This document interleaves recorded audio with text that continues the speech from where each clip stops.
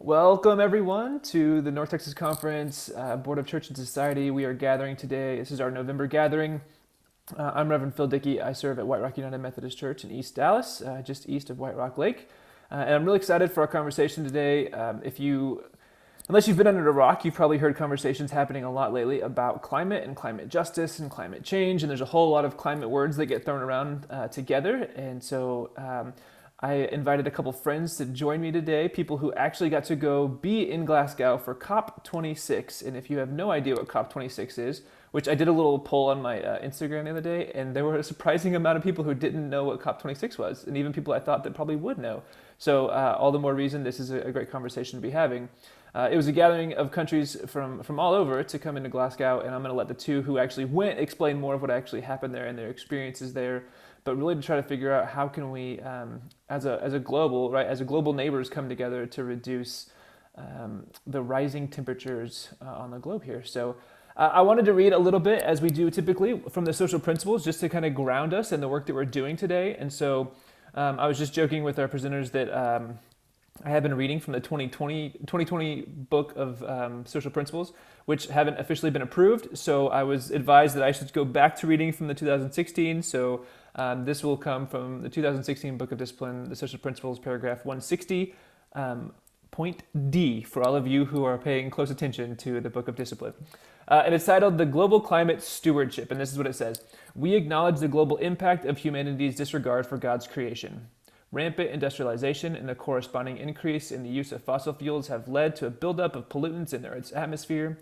These greenhouse gas emissions threaten to alter dramatically the Earth's climate for generations to come, with severe environmental, economic, and social implications. The adverse impacts of global climate change disproportionately affect individuals and nations least responsible for the emissions. We therefore support efforts of all governments to require mandatory reductions in greenhouse gas emissions and call on individuals, congregations, businesses, industries, and communities to reduce their emissions. And part of the reason I really like the 2020 better is because a lot's changed in 4 years, and here we are in the end of 2021, so actually 5 years, and probably almost 6 years by the time these are written, before the 2016 discipline was put out. So, a lot has happened, and so I'm going to bring up Laura and Mel to come and chat. Laura, and I'll even let them introduce themselves, because one of the questions I have is, who were you representing whenever you were at COP26? Because you could probably say a lot of different answers to who you were officially representing. But Laura, Mel, thanks so much for joining today, and I can't wait to hear about your experiences at COP26. Laura, let's start with you. Who were you representing when you were in COP26? Yeah, so my name is Reverend Laura Kigweba James. I'm the Director of Grassroots Organizing at the General Board of Church and Society of the United Methodist Church, based in Washington, D.C., a member of Emory Fellowship in the Baltimore, Washington Annual Conference, just to kind of share a little bit more about me. That's great. And I was a part of the Methodist delegation. So it was a combination of, yes, church and society staff, World Methodist representation. I'll talk a little bit more about that later. But the World Methodist Council had a youth-led campaign called Climate Justice for All, and they're also a part of our delegation, as well as a few folks from the British Methodist Church. So it was really beautiful and exciting to see the breadth of our church as a global identity there. And so, but on my name tag, I wish I kind of had it out for you all. It's United Methodist delegation. So, Do you know how many roughly did we have total in delegation? Ooh, in delegation this year, I believe we had around 10, maybe 10, 12, 13 of us. Cool. I can confirm that number shortly, but I think it's anywhere between 10 to 13. And I think the other thing about that, right, there's 2 weeks of the COP. And so I just went for the first week. John, my colleague, John Hill, went for 2 weeks, as well as Reverend Dr. Susan Henry Crow. She was there for kind of the in-between time. So in those 2 weeks, we were able to kind of share the accreditation in terms of who was present when, and we can also talk about that later, but yeah. Awesome. Mel, go ahead. Who were you there representing? Who are you and who are you there representing? I'm Reverend Mel Caraway, and I was representing officially. I was accredited to Texas Impact, Texas Interfaith Power and Light, but I was also part of the group from Southeast Climate and Energy Network, as well as the United Methodist Creation Justice Movement, which Laura is a part of, and we're an amalgam of all the different groups within the United Methodist Church who are working on climate justice, including Church and Society, United Methodist Women, and on. Annual conferences, Green Teams, Global Ministries, Earth Keepers, we're all part of the Creation Justice Movement. But officially, I was there representing Texas Impact. Like Laura, I was only there the first week. We had a delegation.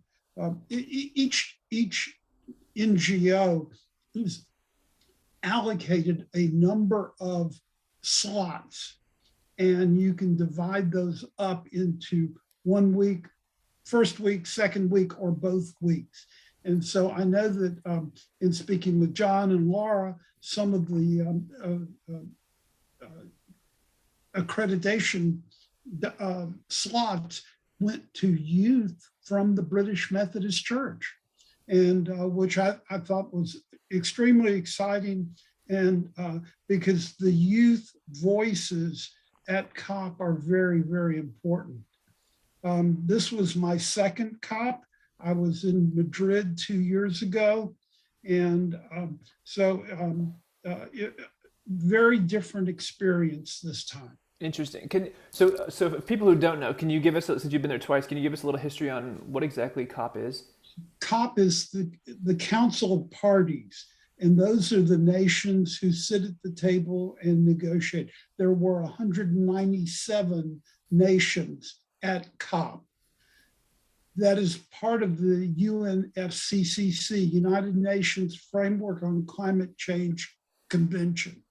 And COP is officially a part of the United Nations, and as such, its spread is global. And so you have everybody represented at COP almost. There were a couple of biggies who weren't there, but from the very smallest island nations in the Pacific all the way up to the United States. Yeah, I think some of the research I've done on this, just in the podcasts I've listened to and articles I've read and stuff, some of the smallest nations had some of the most profound impacts, it seemed like, in COP too, which was really interesting. Their issues on a per capita basis far exceed anything that any of us can imagine. You have island nations that are threatened with sea level rise that within the next 25 years, they won't exist unless we do something about it. So these are very serious problems that not only affect those nations, but also affect the coastal parts of our own nation. We're dealing with this along the Gulf Coast, we're dealing with it in Florida, and we're dealing with it globally. So, Laura, have you been to more than one, or was this your first time? No, this is my first. And kind of going back to you, Mel, what you were saying about not everyone was represented. I think a really key important thing to remember about this COP is that they stated at the beginning it was the most inclusive. However, it wasn't. Partially because of who got left out. There were a lot of African nations who were not able to get their visas in time, or even when they got their visas, they were not allowed to be in the UK. And the tension of here we are on a global platform and not everyone can be in the room to advocate for the needs that they have. And so, I think that also takes a specific witness for us as a community of faith, as a global church, to recognize who's not in the room, be connected to who's not in the room, and be vocal about their demands and what they're asking of us to advocate for them in those spaces. And so that was really interesting for me to see. And kind of even just one example, I have pictures, but I didn't have pictures of kind of what happened. I was thinking, can I share my screen on my phone? But I'll get into technical things later. But it was the first day that we were there. And just to go back to what Mel was saying, there are 197 countries registered, 45,000 accreditations, accredited participants. So what does that mean? It means that in this COP, it was over ticketed, right? So you have a scenario of over ticketing in a small venue in the midst of a pandemic. Who will get in the space? Only those who have access in terms of resources. So I'll never forget, John and I thought that we got there early, 8 a.m. No, the doors were closed. And now, mind you, so you're waiting outside in the Glasgow, UK cold. Don't know if y'all are familiar with that. It's like 45 degrees outside with a couple thousand people. It's a pandemic. And then when you're let in, you go through these lines of security.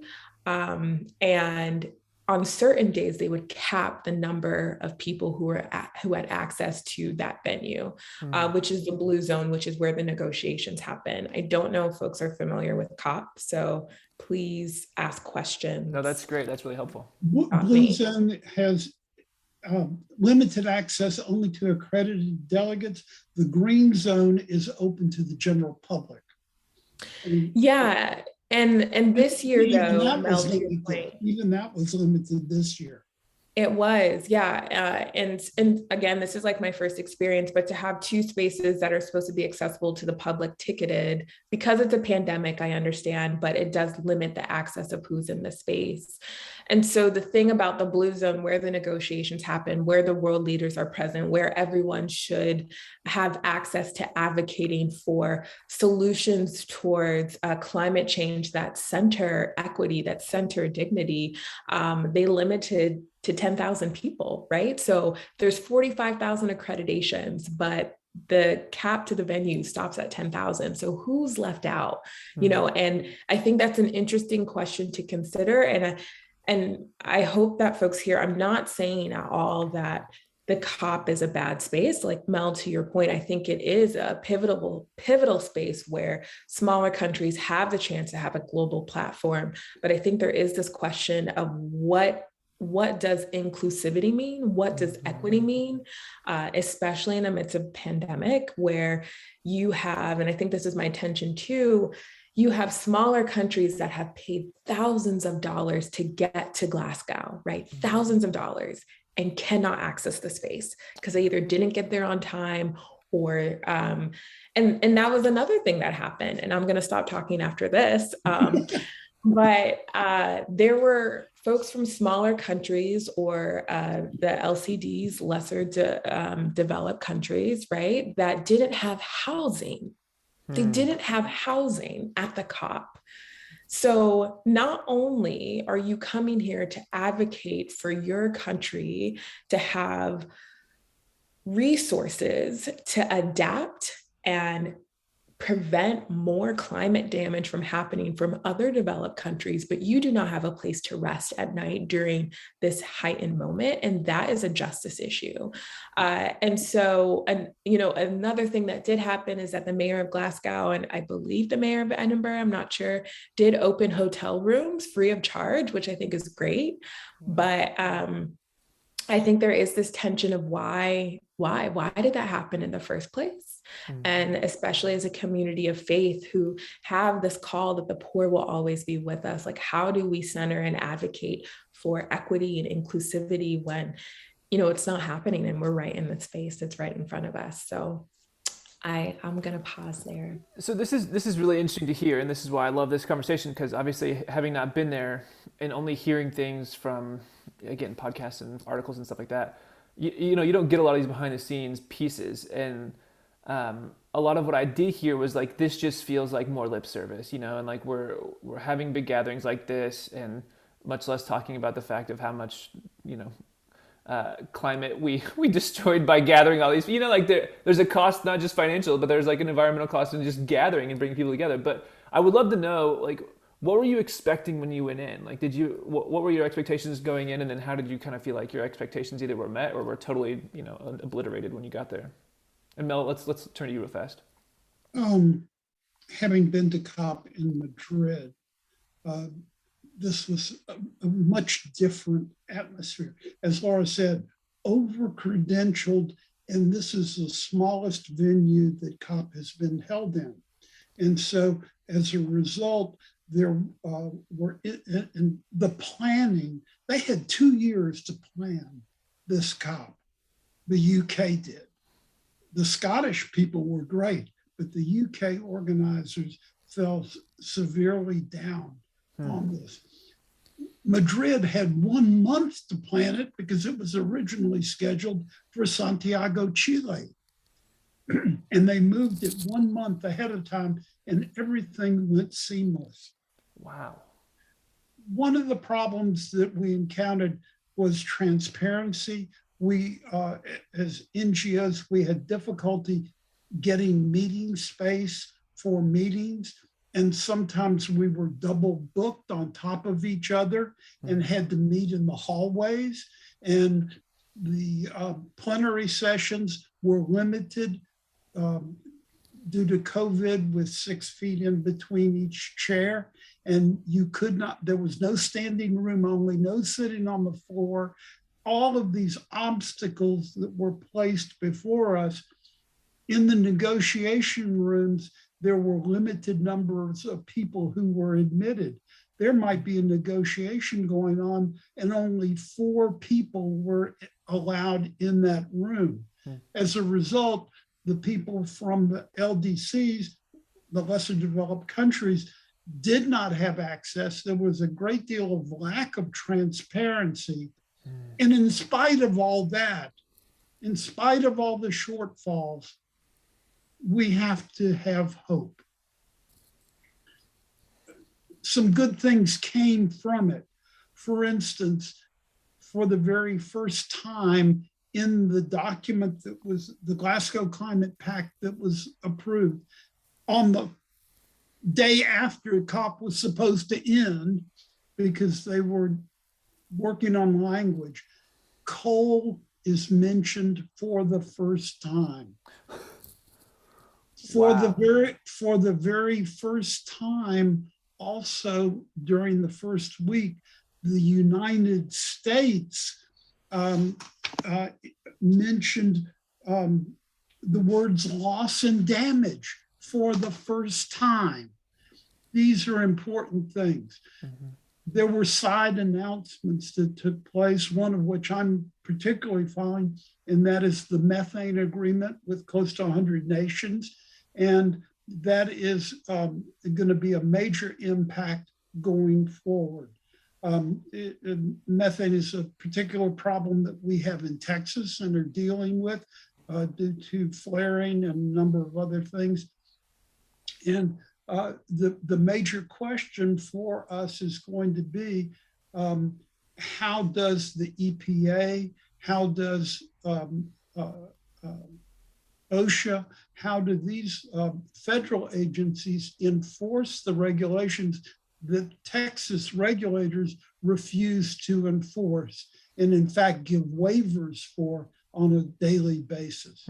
So these are some of the things that there was a lot of discussion at COP about finance, about loss and damage, about reparations and transparency. And there was not a great deal of transparency. Reparations, I feel like that's a bad word these days, right? Like you can't even bring that up without people getting all crazy. Well, the biggest emitters, the US, China, India. The G20 basically, right? Like. Well, but the big 4 or 5 sure emit over 60% of the carbon into the atmosphere and refuse to pay their fair share of remediation. Interesting. And this is something that the US is beginning to take somewhat of a lead on, but it still could go much further. the agreement that passed last Saturday, which was the Glasgow Climate Pact, if everybody holds up to their agreement, then we have the possibility of limiting global warming to 1.5 degrees Celsius. The possibility, right? Because the possibility. We were trending toward almost 3, right? A 3-degree increase. Yes. The hope was to try to basically cut that in half. You're speaking way more hopeful than most of the people I've talked to who have said maybe 1.8, but or not people I've talked to, just people I've listened to. So, and that's what a lot of people are saying, 1.8. Yes. Yeah. I'll turn to you, Laura, and just because Laura just posted in the chat a link to a Washington Post article that has the Glasgow Climate Pact in it. If you're listening now and not on the Zoom with us, I'll try to put that in the description below so you can find that link as well. I'd love to hear, Laura, what were your expectations, and then like once you kind of get through that, I want to then turn a little bit toward, like we just in the States we passed the Build Back Better, which has I think $500 billion toward green initiatives. So like let's start moving the conversation after we hear your expectations and what you felt like there. We'll start moving toward a conversation of where do we as the United States move toward on this, and how did the United Methodist Church play a role in that. But I'd love to hear what you were hoping or expecting going into the week in Glasgow. Yeah.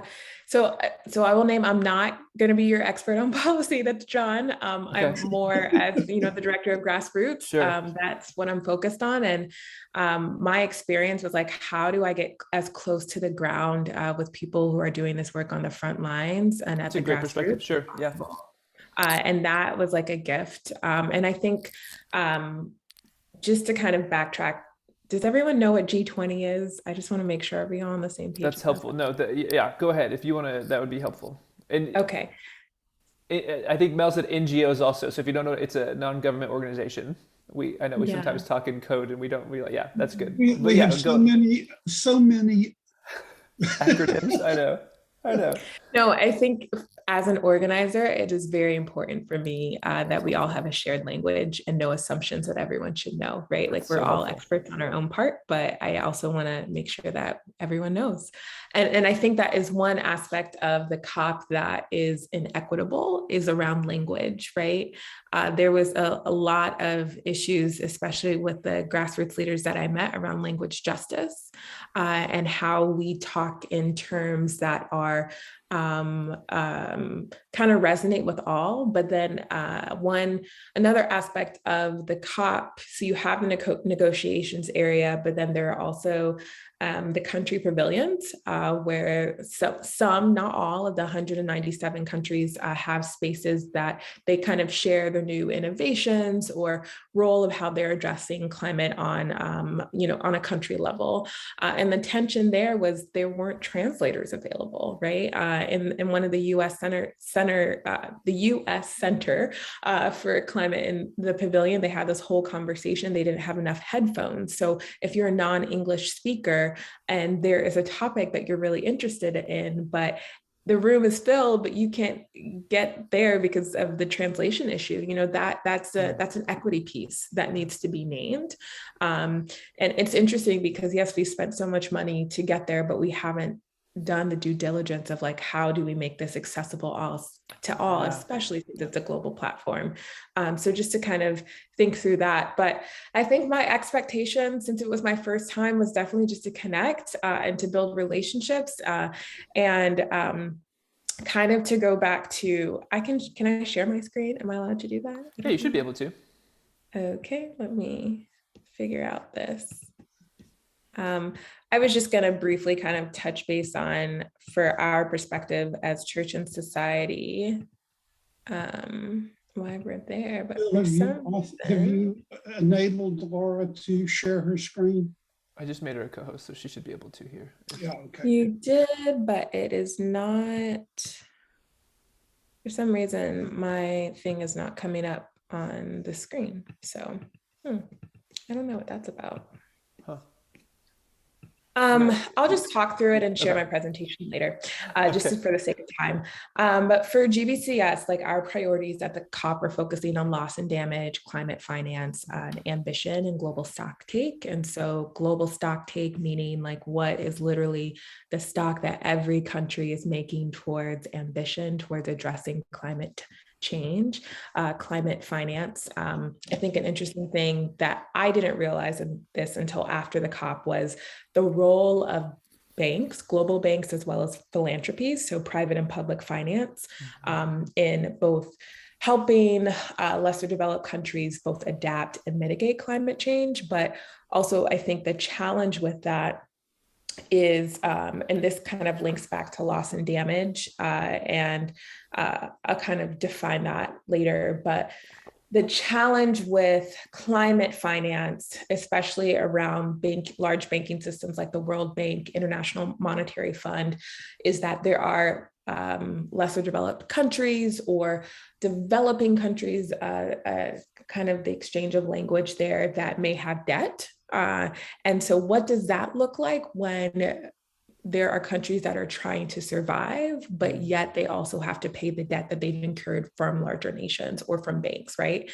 And so I think that was an interesting topic to be present for and really consider then what is possible if we are asking countries with smaller economies who are not a part of the G20 to keep paying their debts off and also try to figure out plans to prevent and also stop their countries from either going on underwater, from forest fires, from famine. And that just doesn't make sense to me personally as a person of faith, like holding that tension. Let me see. So then going to loss and damage. So this understanding of loss and damage being yes, specifically countries, cities, homes, cultures that are lost because of climate, and people that are lost because of the realities of climate and then the damage that is incurred. And the specific understanding that colonialism, racism, social oppressions have played into the reality of extraction that has caused where we are now. And so the role of reparations is not just to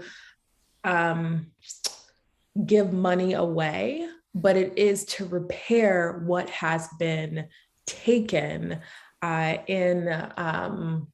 would I say, to repair in a way that has been taken in an unjust and harmful way through those social oppressions. So happy to talk through that. And there's this whole paper on climate reparations, as well as a grassroots-led organization, COP26 Coalition, that is separate from COP26 in the United Nations. They are a group of grassroots leaders, had a panel discussion on climate reparations that I'm happy to share with you all in the chat. So happy to pause there if there are not any other questions. No, that's really helpful.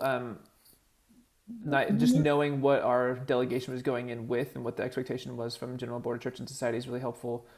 I do want to kind of shift to, like, now that COP's over and you're back, and here we are. What are we trying to do now as a church, as a denomination, and then what are y'all hoping to see from individual congregations as well? Because I think that's one of the big pieces is, a lot of times either clergy people or lay people are saying, like, okay, but like, what can we do as either individuals, and I would rather say less than individuals, what can we do as a congregation, or what can we even do as a denomination to really try to push this agenda and really put action to the words? Because as we saw from Greta, right, like blah blah blah, like let's actually put some action behind these words. And so what are the things you're hoping to see action wise from congregations?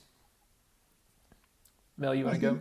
I think one of the things is that, and Laura has not mentioned this, but Church and Society has a series of webinars coming up very shortly that are available to anyone. Also, United Methodist Women have their Just Energy Now webinars that are on a monthly basis. And within the United Methodist Creation Justice Movement, we're organizing in annual conferences as well as jurisdictions to bring people together to get the word out, to educate, and to advocate. And I think these are the important things that come from COP, is the need for people of faith to advocate on a daily basis, whether it's at the federal level, whether it's at the state level, or even at the local level.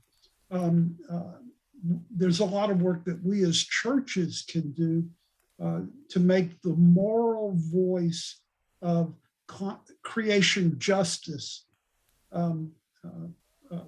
present and spoken loudly.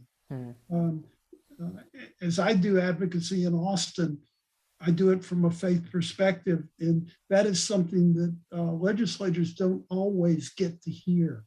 And when we were in Madrid, Speaker Pelosi said that members of Congress need to hear more from the faith community.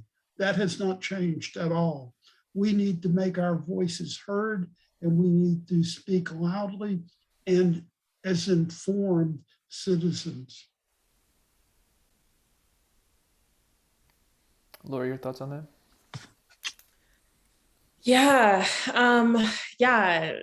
I think it is a matter of education and awareness, especially of like what is happening around me in my community that is directly being impacted by climate now, and knowing that.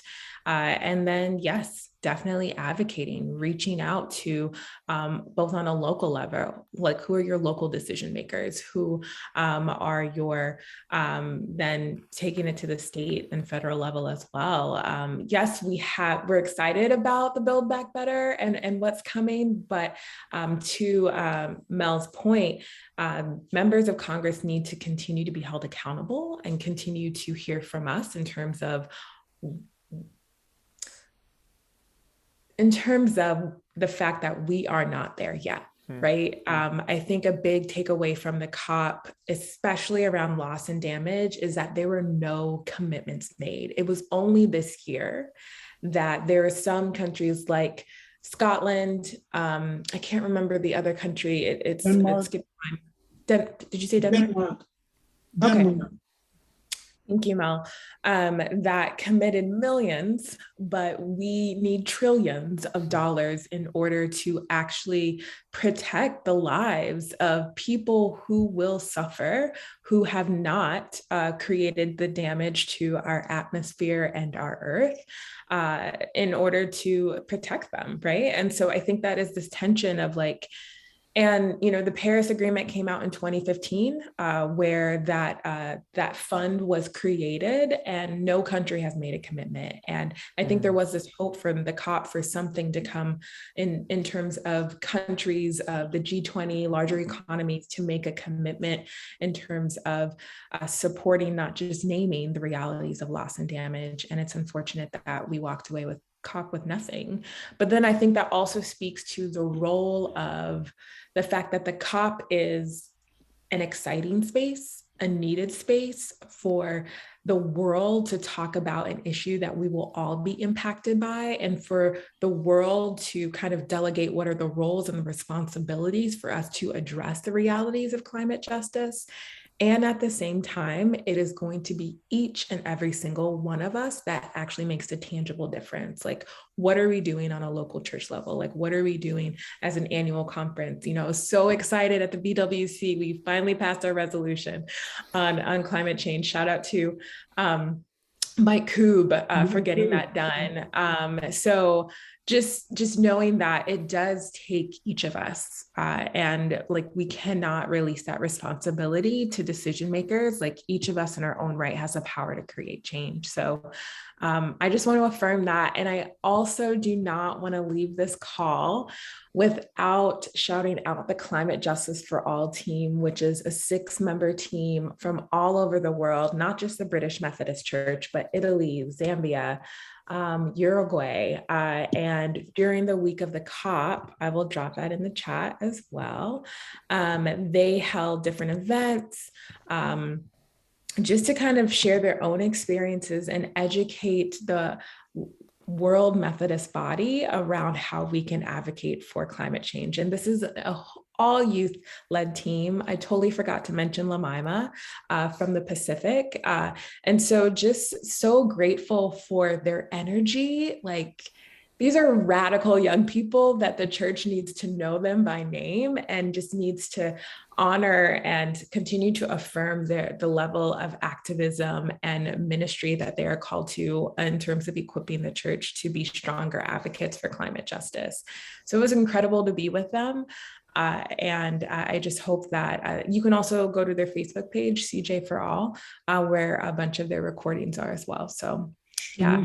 Shamiso from Zimbabwe was there, and she is this week. They're beginning another tree planting mass exercise in Zimbabwe to reclaim land that has been devastated by planting new trees. Stephen Hucklesby from the British Methodist Church was doing interviews, and he interviewed me one day, and so I haven't had an opportunity to look at what he has posted yet. That's one of the things about the limited access to the different events. So many of them are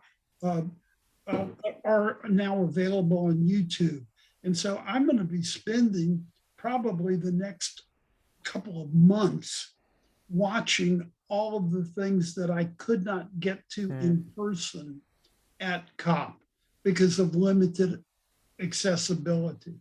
And for instance, there were a number of congressmen, US senators who were there. Access was very limited to those meetups, but those are available. And also US CAN, Climate Action Network, which is part of Climate Action Network International. It's a global group. And US CAN is another group that you might want to follow because they're very active in this. And it is comprised exclusively of NGOs. That's helpful. I'm glad Laura, I think Laura posted in the chat the Washington Post article.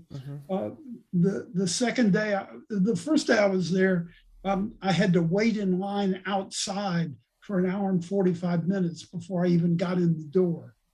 The second day, it was only about an hour and 15 minutes, but I was in line with one of those Washington Post reporters, and we had a really, really good discussion. So good things can come out of adversity. And I think that as we encounter people, as we meet with them, wherever we go, we have the opportunity to be the voice of change.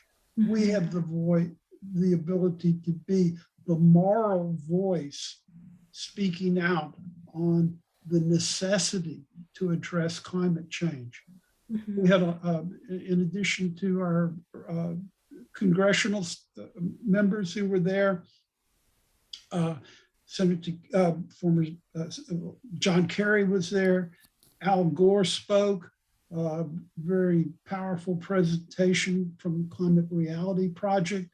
And there were a number of things that we were able to access, either in person or video link during the week. And so most of this is available if you want to go and spend more time with it. There were some very interesting, I went to one presentation with Governor John Bel Edwards of Louisiana talking about methane. The one thing he didn't talk about, he talked about what the economic impact was going to be for Louisiana. What he didn't talk about was the healthcare impact. And this is very much a major issue with methane. And as we move forward, it's something that needs to be incorporated in those talks. There's also proposals being put out now to take 1% of our defense budget and dedicate that to combating climate change. If we do that, fantastic, yeah, that would be incredible. And so get on the phone, call your Congress people, call our lack of action senators in Texas, and encourage them to make that investment you heard it here first. As part of the National Defense Authorization Act. No, that's a really good advocacy piece. You mentioned advocacy earlier. I think it's a really great piece. What did you say? The National Defense, what was it called? National Defense Authorization Act. Okay. So we're kind of winding down on our time here, and I really want to open it to folks who have joined us today, to the questions they may have. And as they think of their questions and get ready to bring them to the table here, I'll reiterate too, one thing, Laura, you said was about awareness, and the General Board of Church and Society is having this webinar coming up, the winter webinar series, December 6th through the 9th. It's called Climate and Community, a Faithful Action to Climate Justice. I post the link in the chat. I'll put it in the description below if you're listening later. And it's 6 different either presentations or panel discussions over those 3 days, as well as an opportunity to, I think, stream Naomi Klein's. There's from her book, This Changes Everything, Capitalism versus the Climate. There's going to be a streaming or a viewing of her. There's a documentary, I think, that has been made off the book as well. So really great opportunity to get invested in a couple different conversations there for more awareness, the pieces there. And I hope that the congregations will come together and either listen to those together or have conversations following what they hear in those webinars, because not that I'll read all of them, but climate justice as a global movement, indigenous climate and water justice, envisioning a just green transition. There's just some really good conversations coming out of that. And I'd love to have more there's so many conversations to be had about this. We're not going to cover all of them, about things like divestments and how we as a church can get involved in that kind of stuff too. But I do want to open the floor, the digital floor. I don't know, what do we call it here? Open the Zoom to those who have joined us as well. If anybody has questions, feel free to unmute and come forth, or raise a hand, or whatever you feel best here. Let me just say that Andrew Pfizer is on the call now, and we are working to reconstitute and expand the work of the North Texas Conference Green Team. And so thanks to Monica's help in getting all the publicity. And I know you've gotten a ton of stuff today, Monica, right, that you'll be able to share with the entire conference going forward. Andrew, do you want to speak any to that? I'll put you on the spot here. To actions coming up, or just the Green Team in general? What's the work of the Green Team? Well, Mel's really come up with the vision for it. So Mel, would you share it? Well, basically, the Green Team is going to seeks to bring awareness and education to local churches on how they can be better stewards of creation. There are a number of ways that we can do this, and it might be a community garden. It might be doing an energy audit on the church. It might be installing solar panels as a means of reducing their carbon footprint. There are so many ways that not only local churches can do it, individuals can do it, but also the annual conference. As we work with the conference staff on our retreat centers, on the conference building itself, how to make them more sustainable. Love that. One of the things also is working with district committees on building and location as they look to approve new building projects or renovations, ensuring that those are carbon neutral and sustainable.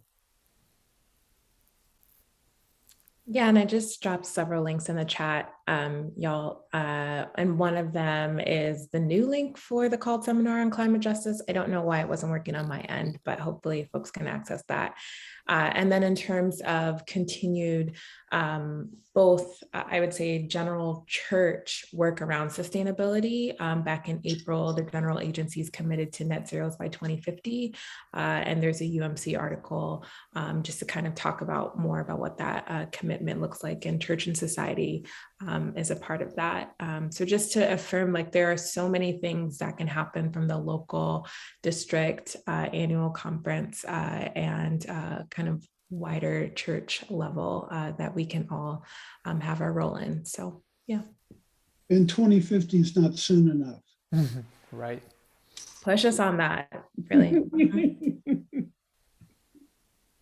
Well, and especially because, like, we've seen that over and over again, it hasn't been the accountability, and we're not hitting the marks that we do set. So you're right, Mel. Like, even setting a goal out that far with the assumption that we're probably not going to hit it anyway. You know, like, that's sad that that's become the assumption, right? Oh, we'll make these goals, but probably not going to get there. But it's good to have goals, you know. So I mean, Laura, you said it earlier too, right? There's got to be some sort of accountability that takes place, and whether that's in politics or through the church or, you know, these UN gatherings, there's just got to be some sort of accountability. I think one of the hopeful things that did come out of Glasgow was not so much the final climate pact itself, but the side agreements, the bilateral and multilateral agreements between nations to take certain actions. For instance, the methane pledge, among others. These are concrete items that probably have more teeth to them and more accountability. That's good. That's helpful to know. Others have questions? Yeah, the U.S.-China joint agreement as well. China is not pledging to eliminate coal, but they're going to phase it down. And that's the language that kind of found its way into the final Glasgow agreement, is to phase down rather than to eliminate coal. Yeah.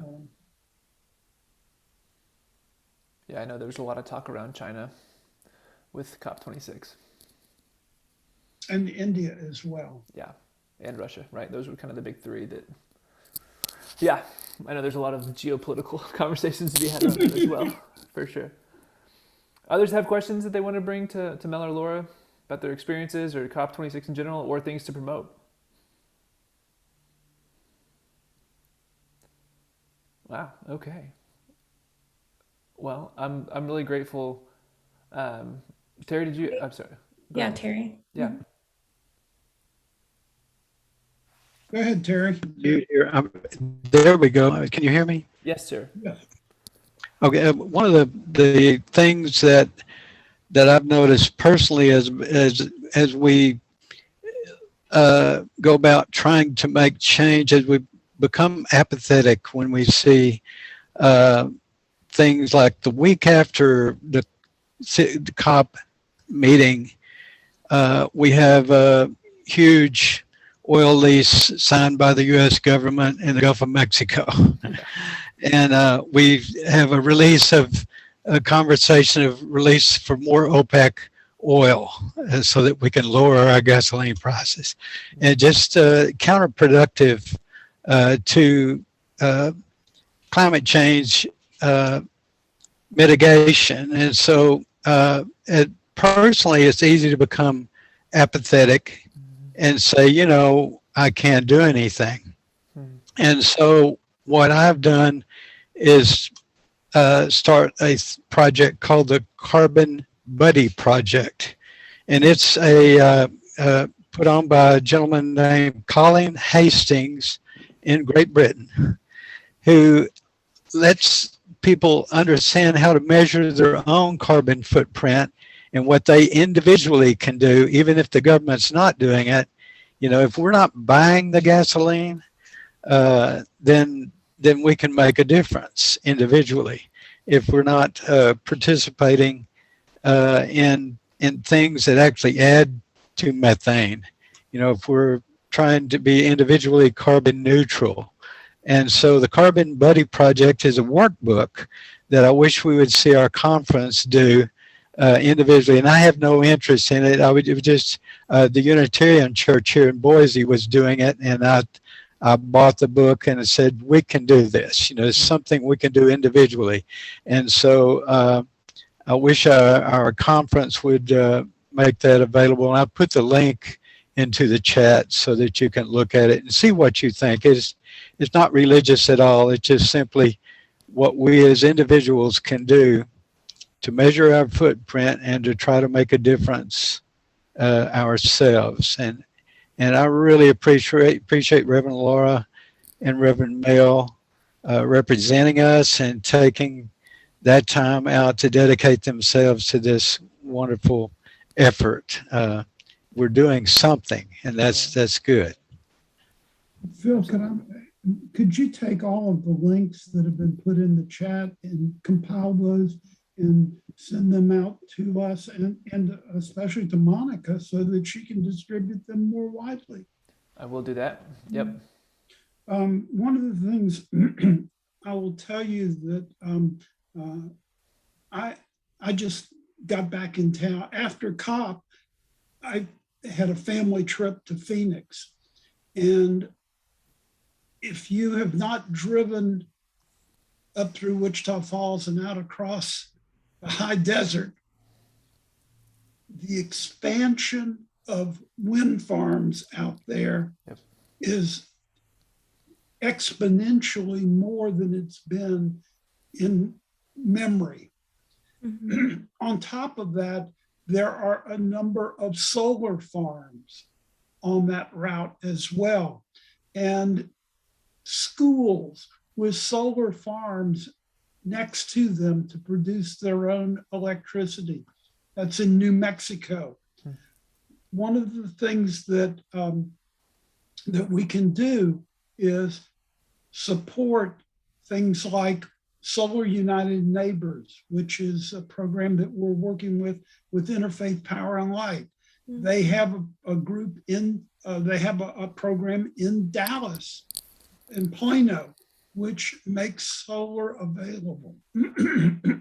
We're also, as part of our green team, looking for ways that we can expand solar to our congregations, which can't get the tax benefits, but there are financing options available for people who can get those and then pass it along to the churches.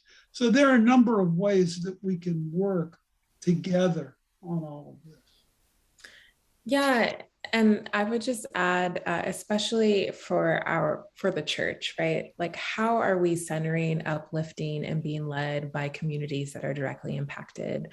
And I think one thing didn't name on this call was around Indigenous leadership, right? It wasn't until 2018 where, especially in the COP area, where they started taking the leadership of the Indigenous community seriously when it comes to addressing climate solutions. And so I think for us as the church, especially recently, Church and Society just put out the language around reconciliation for Native American communities around the boarding schools from Methodists. I think it's important for us to consider, what is our role and responsibility? Where do we need to be held accountable? And how are we centering communities that are directly impacted, like Black, Indigenous, Brown, frontline grassroots leaders who have the solutions, but are often silenced in the bigger platforms. So I just think it's really important. And I'll drop one last chat. A text that recently came out from the NDN Collective, Required Reading, is just a really powerful book and text that I would just encourage all of us to purchase and read around how do we center and discover Indigenous solutions to climate in the midst of the crisis. So just want to affirm that. And thank you all. And if you want to ask more questions, I can, I'll just drop my email in the chat. That's awesome. Thank you, Laura. Well, friends, our time is coming to a close, and I really am grateful for your time here. And I know Terry said it, and I'll second that Mel, Laura, thanks so much for going over representing this work. It's so important, and I think the hard part, is to figure out, like we said, there's so many options, so many things to do, and there's the awareness piece, and then there's the action piece, and how do we get involved and how do we start making some movement in our own congregations? And that's what I hope this will do, right? Spark some ideas so that we can start gathering. And I really recommend everyone to be a part of the Green Team here in the North Texas Conference if you're United Methodist in North Texas. And really, there's the collaboration piece, right? So you're not doing it alone. And that's what I'm seeing over and over again, is when we feel like we're doing it alone, it's almost so overwhelming we can't even take our first step. But when we figure out we can do it together, there's just some good movement there. And I'm really excited about the solar and some of the things that are going to be happening here in our conference. So Laura put her email in the chat. Mel, what's the best way to contact you? Can you drop your email in there too? Yeah, let me do that. And Okay. while I'm doing that, let me just say that Interfaith Power and Light has a new challenge out for churches that want to install electric charging stations on their campuses. Nice. Okay. Great. That's good to know. Challenge as in like, hey, do this, or challenge as in like, hey, let us help you do this? Challenge as in there are some monetary rewards available for that. Okay. Fantastic. All right, my friends. Well, again, we'll when we post this on both podcasting and on YouTube and such, we'll put a bunch of these links in there so you can find all these resources. And reach out to Laura, reach out to Mel, figure out more ways to get involved, and if anything, ask me as well. So thanks for joining us today. I know that on the Green Team, Andrew and I and some others are going to be meeting shortly on some solar initiatives. Great. So among other things. So Awesome. Feel free to get in touch. And Laura, always good to see you. Good to see you too, Mel. Laura and I get to see each other usually about once a week. That is very true. On different calls, but it's good to connect with you as always, and thank you so much for being a part of this. We really Thank you. really appreciate it. And, Yeah. Thanks so much. one thing I will say, on Friday, on Saturday, the 6th of November, there was a climate march in Glasgow. And 100,000 people, whole families were going together. Holy And cow. it was exciting to see the young people, but also the families making this a part of what their families doing. And so always good to be a part of something like that. That's incredible. I hadn't heard that. Yeah. Really cool. All right, my friends. Well, I'm going to press stop on this record, and we can hang around and talk a little more if we want to afterwards. But for all those who are listening and taking part, we're grateful. Let us know how we can help you. We'll be back again next month. Thank you, Bill. Thank you both, Mel and Laura. Thanks, Phil. Great to be with y'all. Good to be with you. Thank you.